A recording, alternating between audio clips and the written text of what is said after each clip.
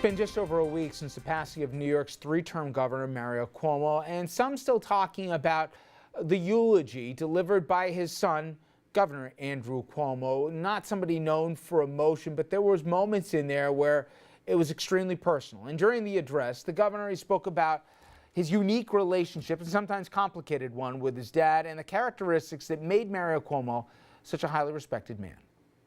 We spoke almost every day, and his wisdom grew as I grew older. When it works, having a working partnership with your father adds an entirely new dimension to the father-son relationship. And for us, it worked. Politics is not an easy business. It shouldn't be. But we carried the same banner. I helped him become a success, and he helped me become a success, and we enjoyed deeply each other's victories. And we suffered the pain of each other's losses. My only regret is that I didn't return from Washington to help in his 1994 race. Whether or not I could have helped, I should have been there. It was the right thing to do, and I didn't do it. I loved winning the governorship more for him than for myself. It was redemption for my father. Cuomo was elected governor. The first name was not all that relevant. You know, Shelley, we were talking at that moment, and there was a few others, and he called him Pop a few times. And listen, a battery of shrinks could have a field day trying to figure out that relationship. So we're not going to try. But there was times where he was more revealing, I thought, in that eulogy than you'll ever get out of Andrew Cuomo. And whatever you think, they both, as much as they might have fought, they both respected and loved each other. And who else can relate to each other as somebody that experienced as a governor? A fascinating conversation. And it was a remarkable eulogy. I mean, not only for the intimacy between the father and the son, but he talked about the elements of Governor Mario Cuomo, and we all had to just step back and say, wait a minute, he's right. This man was not always talking for what the audience wanted to hear. He was saying what he thought had to be said. And that's so rare in politics. I remember just leaving the speech and saying, I really need to think carefully about how I speak, because I cannot, the tendency to pander is so great, and he made such a compelling case that you have to pull yourself away from the ego of that. Do you think Andrew's learned that lesson? He may be changed. You know, he's a difficult, complicated person. I think he may be changed by virtue of his father's death. And we'll talk in a second, because the second term and some of the markers that he seems to want to be addressing in his second term, a little bit more reminiscent of his old man. But True. Bill, if you take the last name away, you take the cadence away of their delivery, they're very different, right? I mean, in the way they view politics, the way they view you know, the idea of the principle and the art of a deal, you know, they view it completely differently. And you've been following this for a long time. Yeah. It's not on the margins; it's in the main, right? They both were. I mean, Mario Cuomo was, and Andrew Cuomo is a great street fighters. I mean, they're real street fighters. But where Mario Cuomo was the grand intellectual, I think Andrew Cuomo is a terrific tactician. He's a brilliant tactician of how to move politics, how to move negotiations. Very, very different. I thought it was striking in that clip that you pulled that he said that it meant more to him to be elected for his father than for him. Yeah. And I thought that was incredibly honest, like breathtakingly honest. I mean, that's a very difficult thing to admit, to say. Or just to admit I was happier for my father than I was for myself. I should have came back. Yeah. And I saw it firsthand, Don.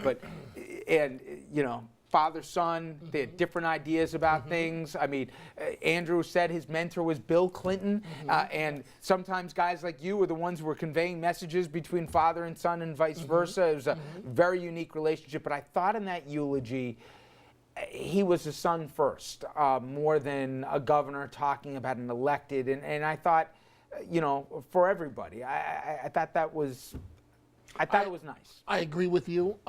We witnessed a son that deeply loved his father throughout it all. And that's a deep statement to make about Andrew Cuomo as it relates to his father, Mario Cuomo, for those of us that have covered him. that eulogy was the most honest that I have ever seen Andrew Cuomo publicly as it relates to his father. I think we got that one time and we're only going to get it once. Yeah. And now he put everything on the table. If to those of us that have covered him like yourself and folks that know him know that it was a very complicated relationship and he put it all on the table. He talked about his dad not that he running should've for came president of the back. Supreme Court. He goes, because he didn't want to. Whether it's true or not, he didn't leave it there. And he acknowledges his dad had failings and didn't make it all. But he said that he and his father were different. His father always had the higher purpose and stuff, and he believed in getting stuff done, and they were different. But I hope that Andrew Cuomo was listening to the eulogy that Andrew Cuomo gave. I mean, I don't think that Andrew Cuomo has been much like his father in the way that he's governed. I'm not sure that he necessarily follows his passions as opposed to what he thinks is the most politically expedient thing. It will be interesting to see what changes in Andrew Cuomo, but I hope he listened to Andrew Cuomo. But Richard, Andrew is a better politician than his father. I mean, I know that doesn't sound like the politically correct thing to say. Mario was firm in his beliefs.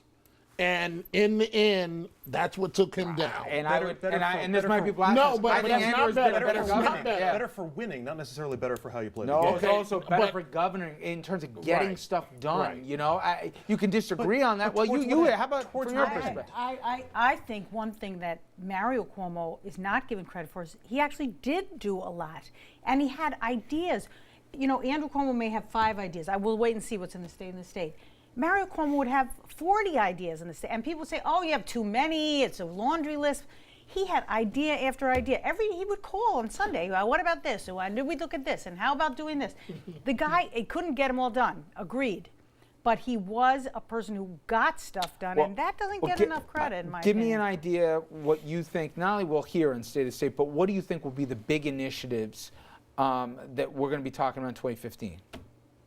Well, I mean, we're going to be talking about education. Yep. There's no question that for the suburbs, for much of the state, the issues of Common Core, teacher evaluation, the governor wants to talk about it. He wants to get in a fight with the regents. Mayoral control. Mayoral control comes up, so that's going to be one big thing. Rent control, rent stabilization expired. These are, I know in my district, I have the largest number of rent stabilized units in all of Westchester.